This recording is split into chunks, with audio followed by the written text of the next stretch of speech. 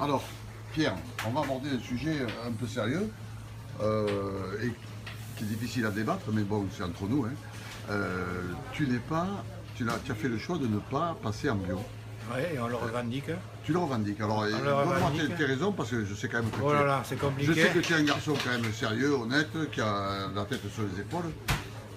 On le revendique parce qu'on pense qu'il y a nulle part il y a des vérités, que beaucoup de choses sont dans le marketing et les gens aiment avoir des réponses simples.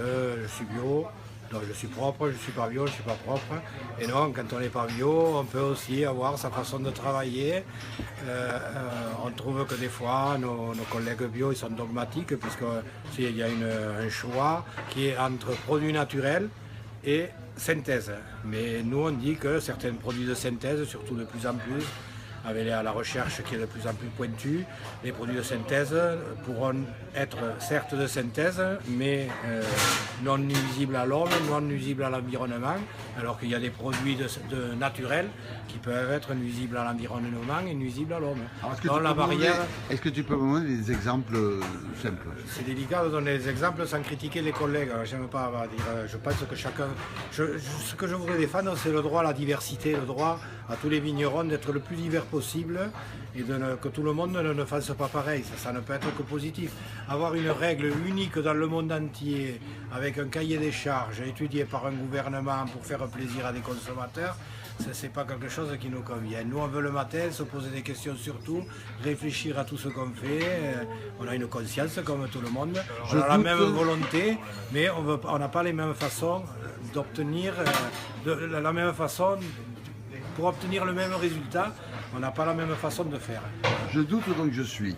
Et tu me disais, tu me disais que tu considérais le bio comme un retour en arrière un peu. Oui, puisqu'on revient à des produits qui existaient il y a 150 ans, qu'on utilise en grande quantité. Le soufre, un traitement idiome, c'est 30 kg de soufre, avec des produits de synthèse entre guillemets non toxiques. Bon, on ne sait pas ce que le futur peut nous réserver, il peut être un jour se révéler toxique. Mais on met 0,30 avec 30 grammes hectare, on peut faire des traitements, quoi. Au lieu de mettre 30 kg de soufre. 30 kg de soufre dans l'environnement, c'est pas neutre. On empêche les voitures de rouler à certains endroits. Mais ça, c'est un peu bateau, tout le monde le sait maintenant. Le soufre, le cuivre, que c'est pas c'est naturel, mais c'est pas si sain que ça. En fait, ça, c'est trop facile. Nous, notre démarche, elle est plus complexe que ça. On ne veut pas s'opposer à ce que font les autres. Nous, on veut chercher une voie dans le futur avec la recherche, les nanos, tout ce qui est petit. On a un fils qui fait de la recherche à l'IRA, qui travaille sur les micro-organismes présents sur les feuilles de vigne. Il y a une multitude de choses qu'on ne sait pas et qu'on va découvrir. On a par exemple trouvé une bactérie qui mangeait l'oïdium. Bon, ce n'est pas applicable encore en traitement viticole, mais c'est ça qui nous intéresse. Et tu me disais que le sol était plus vivant. Oui, avec par exemple, un gros truc, je me rappelle, la REF avait fait une classification des domaines bourguignons et elle avait pris comme critère de qualité les gens qui travaillaient le sol. Donc, je regrette, un sol ne doit pas être travaillé. La forêt, la prairie, c'est pas travaillé, c'est naturel et c'est pas travaillé. Ça ne doit pas être travaillé parce que quand on travaille un sol, on mélange les couches, les micro-organismes. Dans 1 gramme de terre, il y a 1 milliard d'êtres vivants. Il y a 1 milliard d'êtres vivants dans 1 gramme de terre. Alors c'est vrai, il y a des rats, des souris, des arthropodes, des insectes, des vers de terre, mais des levures et des bactéries et des champignons. Ces 3 éléments, 1 milliard d'êtres vivants. Et ils ont chacun leur place. Il y en a qui sont en haut, il y en a qui sont en bas. Chaque fois qu'on les mélange, on détruit. On détruit.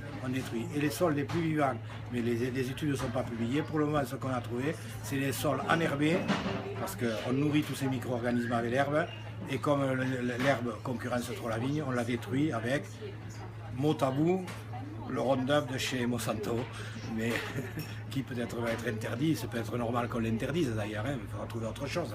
Mais la recherche va nous faire trouver de plus en plus des produits de synthèse assez neutres pour l'environnement.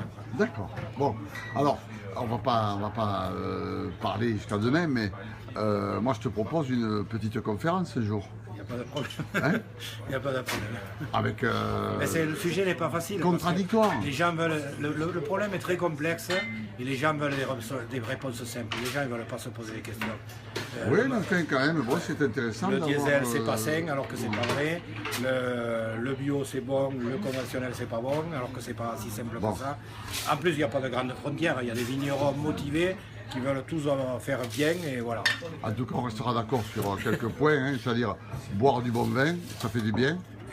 Boire du vin de Limoux avec quelques huîtres, eh bien écoute, c'est quand même assez formidable. Hein? Qu'en pensez-vous, Marie-Claire? Je suis bien d'accord avec toi. Hein? Tout va bien.